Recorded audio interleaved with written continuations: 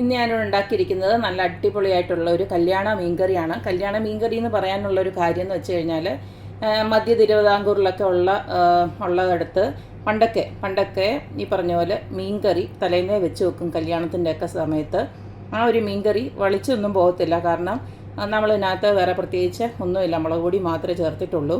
അപ്പം നമുക്ക് ഈ ഒരു അടിപൊളി മീൻകറി എങ്ങനെയാണ് ഉണ്ടാക്കുന്നതെന്ന് നോക്കിയിട്ട് വരാം. കല്യാണ വീട്ടിലെ മീൻകറി ഉണ്ടാക്കാനായിട്ട് ഇതുപോൾക്ക് ഞാൻ 1 കിലോ നെമ്മീൻ കഴുകി വൃത്തിയാക്കി റെഡിയാക്കി വെച്ചിട്ടുണ്ട്. ഇതിലേക്ക് നമുക്കൊരു 7-8 അല്ലി വെളുത്തുള്ളി, വലിയ വെളുത്തുള്ളിയാണ്, അതുകൊണ്ടാണ് ഇത്രയായിട്ട് തോന്നുന്നത്. അപ്പം 7-8 അല്ലി വെളുത്തുള്ളി ഇതുപോൾക്ക് 2ആയിട്ട് മുറിച്ച് വെച്ചിട്ടുണ്ട്. പിന്നെ ഒരു ചെറിയ കഷ്ണം ഇഞ്ചി ഇതുപോൾക്ക് മുറിച്ച് വെച്ചിട്ടുണ്ട്. ഇനി നമുക്കിതിലേക്ക് വേണ്ടത് കുടംപുളിയാണ്. അത് ഞാനിപ്പം ഉപ്പിലും അതുപോലെ തന്നെ ഇച്ചിരി ചൂടുവെള്ളത്തിലും ഇട്ട് വെച്ചിരിക്കുകയാണ്. ഒരു 5-6 എണ്ണം ഞാൻ എടുത്ത് വെച്ചിട്ടുണ്ട്. പിന്നെ ആവശ്യാനുസരണം ഇട്ട് കൊടുത്തേച്ചാൽ മതി. ഇനി നമുക്ക് ഇതിലേക്കുള്ള പൊടികളൊന്ന് റെഡിയാക്കാം. എരിവിന് ആവശ്യമായിട്ടുള്ള മുളക് പൊടി ആദ്യം തന്നെ ഒരു ബൗളിലോട്ട് നമുക്കൊന്ന് ഇട്ട് കൊടുക്കാം. ഞാനിപ്പോൾ ഒരു 5 ടീസ്പൂണ് കാശ്മീരി ചില്ലി പൗഡറാണ് ഇട്ട് കൊടുക്കുന്നത്. നിറച്ച് എണ്ണ എടുക്കുന്നുണ്ട്.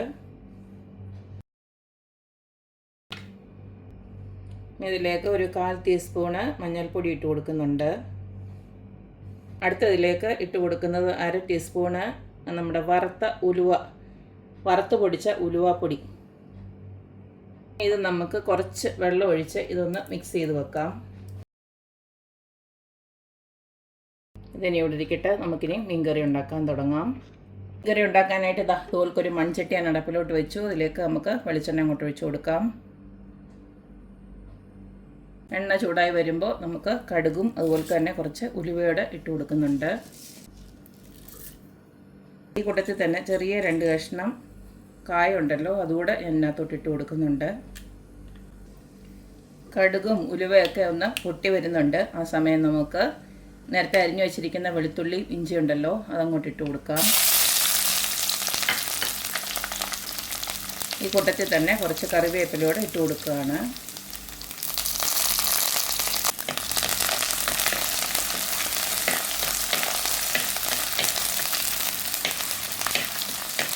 ഇട്ട് കൊടുത്ത വെളുത്തുള്ളി ഇഞ്ചിയൊക്കെ നല്ലതായിട്ട് മൂത്ത് വന്നിട്ടുണ്ട്. ഈ സമയം നമ്മൾ നേരത്തെ ആ പൊടിയൊന്ന് റെഡിയാക്കി വെച്ചില്ലേ, ആ പൊടി വെള്ളത്തിൽ കലക്കി വെച്ചിരുന്നത് ഇങ്ങോട്ട് ഒഴിച്ചു കൊടുക്കാം.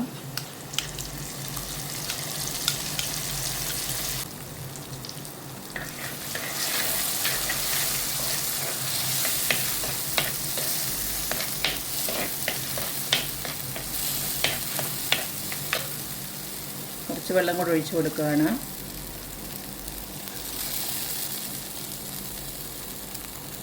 ഈ കൂട്ടത്തിൽ തന്നെ നമ്മൾ കുതിർത്ത് വെച്ചിരിക്കുന്ന പുളിയും അതുപോലെ തന്നെ ആ ഉപ്പും കൂടെ അങ്ങോട്ട് ഒഴിച്ചു കൊടുക്കുകയാണ്. പുളി ഒന്ന് തിളച്ച് വരുന്നുണ്ടെങ്കിൽ നമുക്ക് പുളി ഇത്തിരി കൂടുതലാണെന്നുണ്ടെങ്കിൽ 1-2 പുളി അന്നേരം എടുത്തങ്ങ് മാറ്റി വെച്ചാൽ മതി. മീനിൻ്റെ ചാറ് ഇതുപോലെ നല്ലതായിട്ടൊന്ന് തിളച്ച് വരുന്നുണ്ട്. ഇനി നമുക്ക് മീൻ ഓരോന്നായിട്ട് ഇട്ട് കൊടുക്കാം.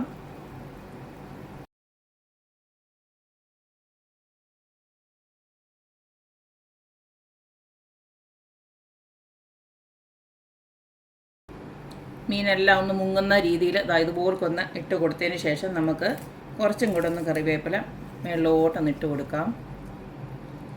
ഞാൻ കറിവേപ്പിലയുടെ തണ്ടും കൂടെ ഞാൻ ഇങ്ങോട്ട് ഇടുകയാണ്. നമുക്കിത് അടച്ച് വെച്ച് ഒരു 20 തൊട്ട് 25 മിനിറ്റ് വരെ ഒന്ന് വേവിച്ചെടുക്കാം. തീ ഒരു മീഡിയം ഫ്ലെയിമിൽ ഇട്ടാൽ മതി. അപ്പം നമ്മുടെ മീൻ വെച്ചിട്ട് ഏകദേശം ഒരു 25 മിനിറ്റോളം ആയിട്ടുണ്ട്. കണ്ടില്ലേ, നല്ല ഫൈനായിട്ട് എണ്ണയൊക്കെ തെളിഞ്ഞ് ഇതുപോലെ വന്നിട്ടുണ്ട്. മീനൊക്കെ നല്ല വെള്ളമൊക്കെ പറ്റി വെന്ത് വന്നിട്ടുണ്ട്. വെന്ത് വരുമ്പോൾ ഇതുപോലെ ഇങ്ങനെ എണ്ണ ഇതുപോലെ തെളിഞ്ഞ് വരും. ഇത്രയേ ഉള്ളൂ, നമ്മുടെ അസലായിട്ടുള്ള മീൻകറി ഇവിടെ റെഡി ആയിട്ടുണ്ട്.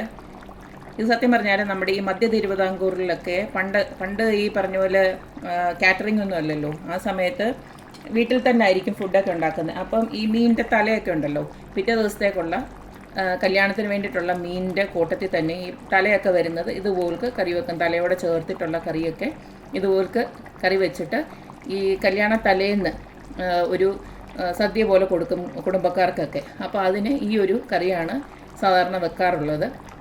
കല്യാണത്തിനൊക്കെ ആണെങ്കിലും ഇതുപോലൊക്കെ നമ്മൾ മല്ലിപ്പൊടിയൊന്നും ഇല്ലാണ്ട് ഇതുപോൽക്കാണ് വെക്കുന്നത്. അന്നേരം വളിച്ചൊന്നും പോവില്ല.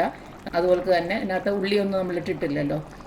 ഇതിങ്ങനെ നമ്മൾ വെച്ചതിന് ശേഷം ഇങ്ങനെ ചൂടാക്കി വെച്ച് കഴിഞ്ഞാൽ ഈ ഒരു മീൻകറിക്ക് നല്ല ടേസ്റ്റ് ആയിരിക്കും. അപ്പോൾ എല്ലാവരും ഇതുപോലൊക്കെ ഒന്ന് ട്രൈ ചെയ്ത് നോക്കുക, അഭിപ്രായങ്ങൾ അറിയിക്കുക. അപ്പോൾ എപ്പോഴും പറയുന്ന പോലെ തന്നെ എൻ്റെ റെസിപ്പീസ് ഇഷ്ടമുള്ള എല്ലാവരും please like, share and subscribe. അപ്പോൾ ഇനി ഒരു അടിപൊളി വീഡിയോ ആയിട്ട് വരുന്നവരേക്കും ബൈ.